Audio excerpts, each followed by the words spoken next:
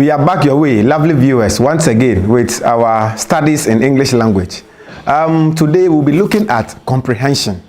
A candidate will be given a whole passage to answer a few questions on it. And this passage is the only thing that a student must read and answer questions on, and no other thing. So they'll give you a passage and ask you to answer some questions. Now, some of the questions will be what? What is something? Another one will be why. Another one will be how. Now, don't forget that when they ask what, when the questions begin with what in comprehension, your answer can be a noun phrase, or a noun clause. You can decide to write a sentence, but don't forget, just like summary writing, comprehension too, your answer must be as short as possible. When you are writing a whole line, 2 lines, 3 lines, 4 lines, you are in trouble. Because the whole passage, you have been asked to answer questions on the passage. So you are not going to copy the questions for them by way of writing the whole passage. No. So they'll ask you what. So the what, when they ask you, your answer can just be a word. So for example, if they ask you, what is the main problem in Ghana? Assuming the passage is about Ghana, then what you talk about is what? Hardship. That is your answer. What is the main problem in Ghana? Hardship.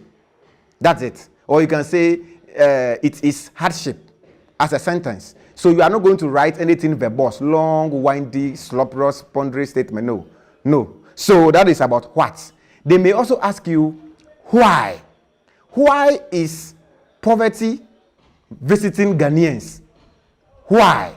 Now, this is where there is a temptation. Most students will write, poverty is visiting Ghana because when you do this, you are repeating the question. You are not in the exam hall to copy questions. You are there to answer questions. To answer questions. So, why? Your answer can be because there is unemployment. Because there is this. So, because, then you write your answer. When the question is why? That's it. Now, they may also ask you how. How is poverty solved in Ghana? By, so you see, your answer begins with what?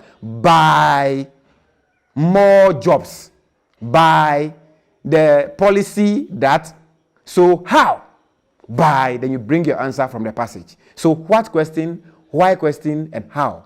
You don't copy the questions. You should be straightforward and your answer must be understandable. Don't forget, comprehension is a passage. And the word comprehension means understanding. So to comprehend means to understand, to fathom. So if the passage is understandable, then your answer to that you are going to write should also be understandable. That is about that. So, for example, they may ask you, let's say this is a passage. I don't know if you have read this book, Things Fall Apart. Every big person here in Ghana has read that book before. If you have not read it, look for it and read. And the introduction is this. Or if you like the first page, they'll tell you, Okonkwo was well known throughout the 9 villages and even beyond. His fame rested on solid personal achievement. As a young man of 18, he had brought honor to his village by throwing Amalinze the cat. Amalinze was the great wrestler who for 7 years was unbeaten from Umofia to Imbano. He was called the cat because his back would never touch the earth. It was this man that Okonkwo threw in a fight, which the old men agreed was one of the fiercest, since the founder of their town engaged the spirits of the wild for 7 days and 7 nights. Paragraph. The drums beat, and the flute sang, and the spectators held their breath. Amalinze was a wily craftsman, but Okonkwo was as slippery as a fish in water. Every nerve and every muscle stood out on their arms, on their backs, and on their thighs, and one almost had them stretching to a breaking point. In the end, Okonkwo threw the cat. Paragraph. That was many years ago, 20 years or more. During this time, Okonkwo's fame had grown like a bushfire in the Hamatan. He was tall and huge, and his bushy eyebrow and wide nose gave him a very severe look. When he walked, his heels hardly touched the ground, and he seemed to walk on springs, as if he was going to pounce on somebody. And he did pounce on people quite often. He breathed heavily, and it was said that when he slept, his wives and children in their outhouses could hear him breathe. He had a slight stammer, And whenever he could not get his words out quickly enough, he would use his fist. He had no patience with unsuccessful people. He had no patience with his father. Paragraph. Unoka, for that was his father's name, had died 10 years ago. In his day, he was lazy and improvident and quite incapable of thinking about tomorrow. If any money came his way, and it seldom did, he quickly bought gourd of palm wine, called round his friends, and made merry. He always said that anytime he saw a dead man's mouth, he saw the folly of not eating what one had during one's lifetime. Unoka was, of course, a debtor, and he owed almost everyone quite an amount of money, from a few quarries to quite substantial amount. So this is the first page of Things Fall Apart. Very interesting. We talked about story writing last time. As a student, you look at the introduction up to the point. They mention a character, they skirt around it up to the end. So they'll ask you questions on a passage like this. So you're assuming this is your passage and you have been asked to answer questions on it. What caused Okonkwo's fame? If you look at what I said, you realize that at the beginning, we said certain things that made him popular at that time. So what caused it? Answer that question. Then the next one is, why was Okonkwo famous? So you see, if you read the passage, you notice that they mention a few things that caused his fame. Then they may ask you, how was Okonkwo seen in, let's say, Umofia? How was he seen? Then you know what to do. So this is a passage, and the passage that I mentioned is one. It will help you in writing story writing. It will also help you in answering comprehension.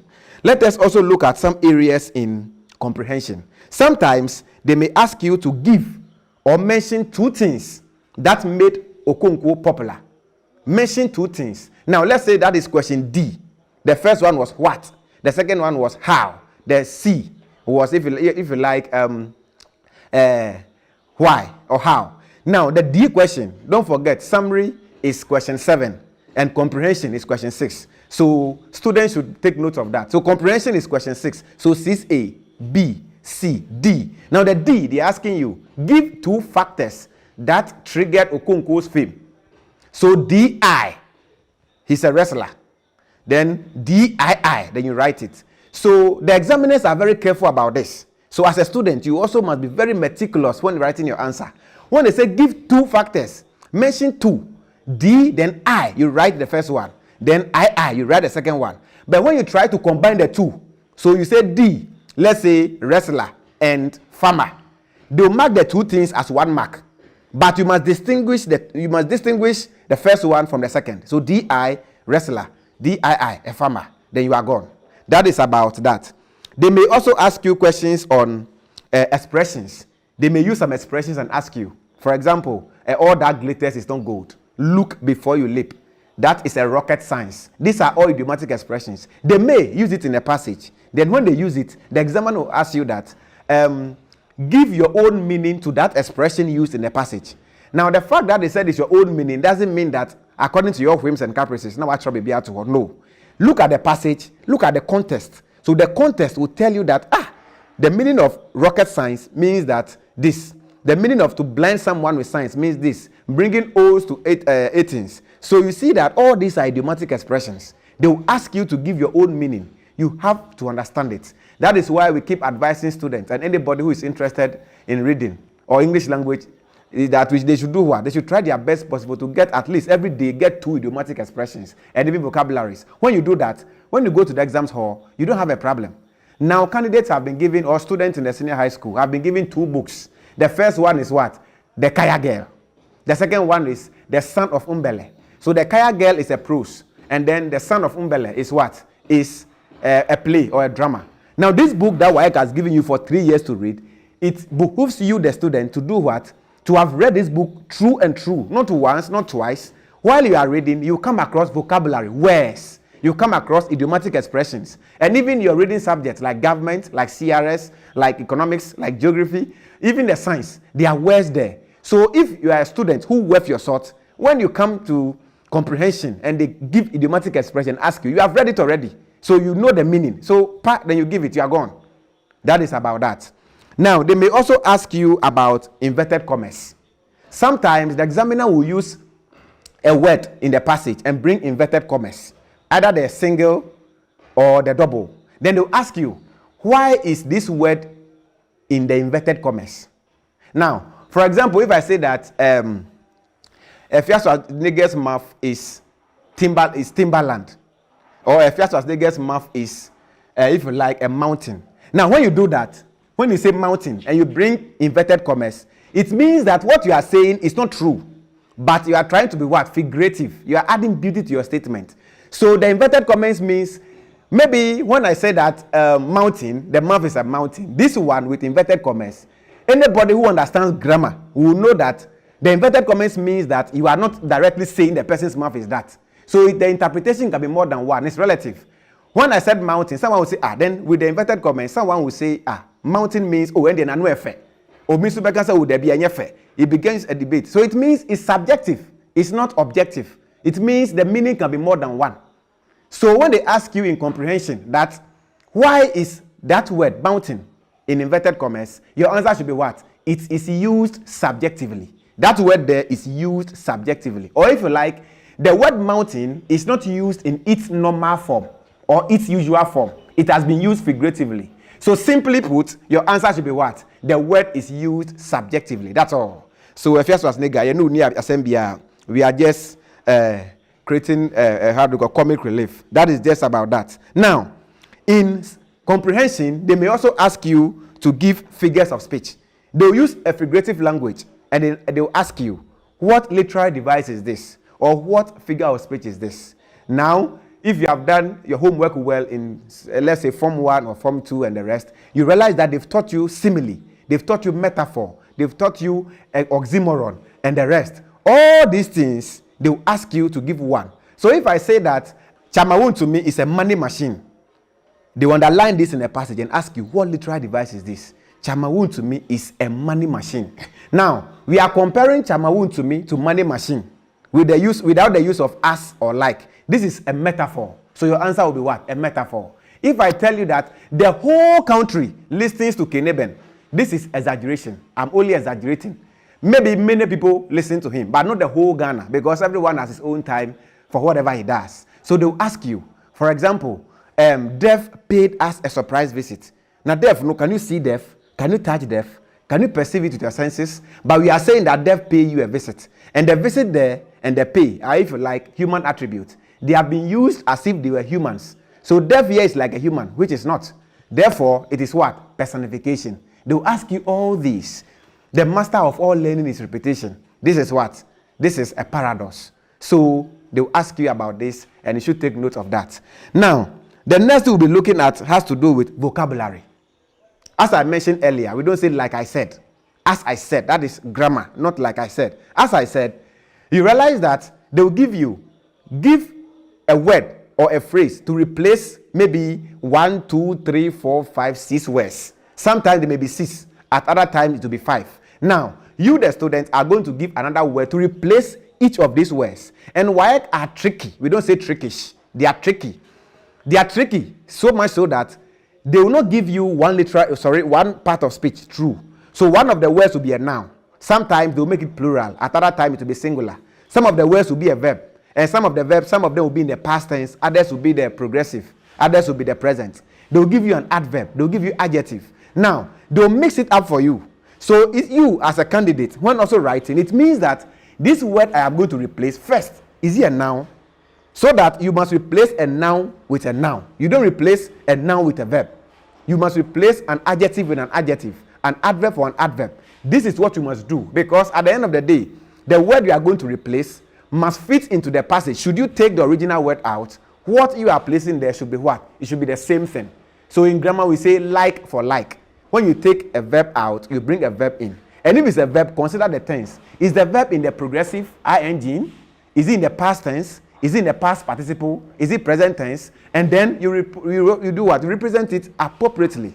That is what you must do. If it's an adverb ending with ly, of course, not all words ending with ly are adverbs. You replace them appropriately. This is what we call what?